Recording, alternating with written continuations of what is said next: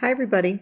In this video, you're going to learn how to state Avogadro's number, determine the molar mass for any element or compound, and determine the percentage composition for any compound. You want to have your periodic table handy and a calculator and a pencil and paper to take some notes. So if you don't have those things, pause and get those tools and then come back to this video. Now, you should have already watched two introductory videos where Tyler DeWitt helps you to kind of concept the scope of how big a mole really is. And then Professor Dave kind of helps you to tie that mole into the periodic table. If you didn't watch those, please go back and watch those. But know that the mole is a counting quantity. Like a dozen is always 12 of something, a mole is always 6.02 times 10 to the 23rd of something.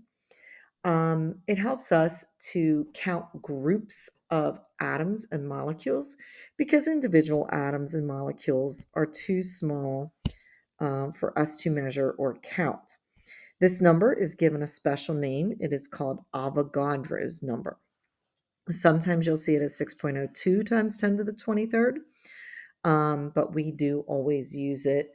It actually has more significant figures than this, 6.022, and there are more numbers, kind of like how pi, you round it off to 3.14. This, in honors chemistry, we're going to round this off to 6.022 times 10 to the 23rd.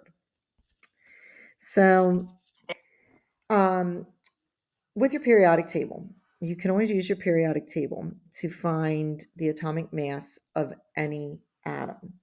Take, for example, on your periodic table, look at the element magnesium, and you will see 24.31. What that means is that one atom of magnesium, if I had an individual atom of magnesium, it would weigh 24.31 AMU. AMU stands for, gosh, that didn't come out so good. I don't have my best writing pen here at home. So AMU stands for atomic mass units.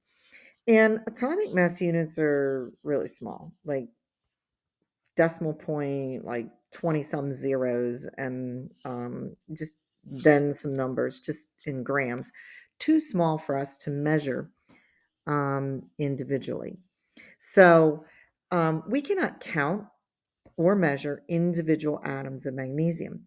Now, when they determined the number of atoms that were in this concept called the mole, what they did was they used the same number of the number of atoms that would give you the same atomic mass but in grams instead of AMU.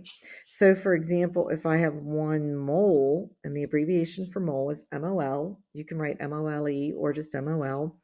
But if I have 1 mole of magnesium, it's going to weigh 24.31, but this time it's grams because I have a whole mole of it. So an individual atom would weigh 24.31 AMU, but a mole of magnesium atoms, which is the 6.02 times 10 to the 23rd magnesium atoms, that weighs 24.31 grams. Now, because all elements are made of the same building blocks, protons, neutrons, electrons, they all follow this same proportion. You can look up any element on the periodic table, like carbon. A single atom is 12.01 AMU, but a mole of carbon atoms is 12.01 grams. The only ones you have to remember anything special about are the diatomics. These elements right here never exist as single atoms, they always exist in pairs. So, for example, if I have a mole of oxygen, it's always going to be O2.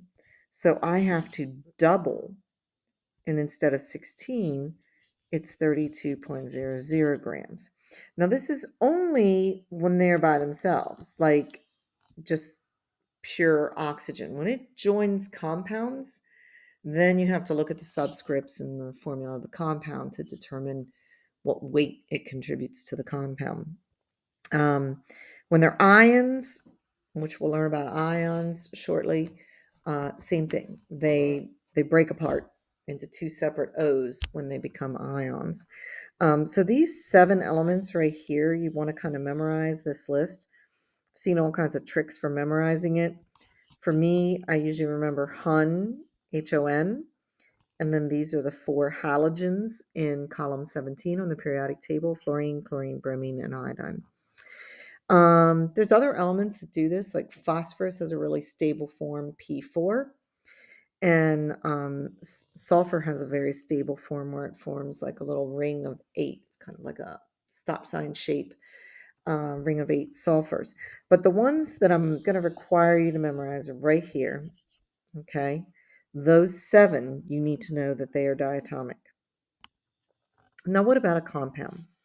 So if you have a compound, okay, what you do is you just use the periodic table and the formula. You've got to have a formula for the compound. And you add up the atomic masses of all the elements that are within the compound. You get a grand total. So water is pretty easy since there's just 2 elements. We have 2 hydrogens and we have 1 oxygen. My pen is just not doing such a great job here. All right, so the hydrogen weighs 1.01 each, and the oxygen weighs 16 each. Since there's 2 hydrogens, that contributes 2.02. There's 1 oxygen, and the grand total is 18.02. Now, if you're talking about a single molecule, okay, 1 molecule of H2O, like a single molecule, is 18.02 atomic mass units. But if you have a mole of molecules, okay, 1 mole of water molecules, if you have 6.022 times 10 to the 23rd water molecules, that's going to be 18.02 grams. We give this number right here a special name. We call it the molar mass of a compound. And the way that you find the molar mass is you just use the periodic table and the formula for the compound, and you get a grand total for that compound. Remember that the elements in a compound are always combined in fixed whole number ratios. The composition of a compound, it is set. It's always the same. That's what separated it or like made it different than a mixture. So compounds can be identified by their unique molar masses and their unique percentage composition. So let's just do a sample problem here. Let's determine the molar mass and the percentage composition for Epsom salts, which are MgSO4. So we've got our 3 elements. We've got Mg, we have S, and we have O. Looking at this formula, that 4 that's in the back only goes with the oxygen. Okay, so the other elements don't have a subscript. I think you probably remember from previous science classes that that just means there's 1 of each of those elements. Then you use your periodic table when you look them up. We know that the magnesium is 24.31. We find the sulfur and we find the oxygen, which we know. So there's 1 magnesium, so 24.31. There's 1 sulfur, 32.07, and 4 times 16 is 64. Now you have to add those up and get a grand total. And the grand total is 120.38. This would be the number of grams in that's equal to or in 1 mole of the Epsom salts. Okay. Now, to find the percentage composition, what you do is you take each element individually. And this is very easy to do. You take the mass of the element, like 24.31 for the magnesium, and you divide by the total mass of the compounds, and then you multiply by 100. So for the magnesium, I got 20.19%. For the sulfur, the only thing that changes is that top number, 32.07 grams of sulfur in the total compound. And so that one It's going to be a little bit bigger percentage because it makes up more of the mass of the compound. It's 26.64% sulfur. So this compound is this percentage sulfur, this percentage magnesium. Now notice these are percentages by mass. Okay. So the last one, this is where occasionally people go wrong. I know that oxygen weighs 16, but it contributes 4 oxygens to the compound. So you have to use the total mass that is contributed by that element out of the total mass of the compound. And the oxygen is 53.16% of this compound. Now, notice that the percent composition, we'll stress this a lot, is a mass ratio. Basically, this is giving you the compound in a mass ratio. 20.19% of whatever mass you have is magnesium. 26.64% is sulfur. 53.16% is oxygen. That's different from the particle ratio. Remember, formulas give you a particle ratio, 1 to 1 to 4. This is giving you a mass ratio. There'll be times when particle ratios are what we want, and there's going to be times this year where mass ratios is what we want. Anytime we want a mass ratio, percentage composition is the answer. Now, if you add these three together, you're going to get 99.99%. I always love percentage composition problems. It's an easy self-check at the end. If you copied all your numbers right, added right, hit all the buttons right on the calculator, you should get 100% plus or minus 0.01. Like you might get 100.01%. You might get exactly 100, or you might get 99.99. If you get an answer that, like, let's say, for example, you accidentally, I'm just trying to change my color. Let's say you had accidentally put 16 up here. You would get a lower number than 53.16, and the three numbers would not add up to 99.99%. They'd be way low. And so then that would be a trigger for you to know, whoops, I did something wrong. And you would go back and fix this and make it 64 and get 53.16 so that these three numbers add up to 99.99%.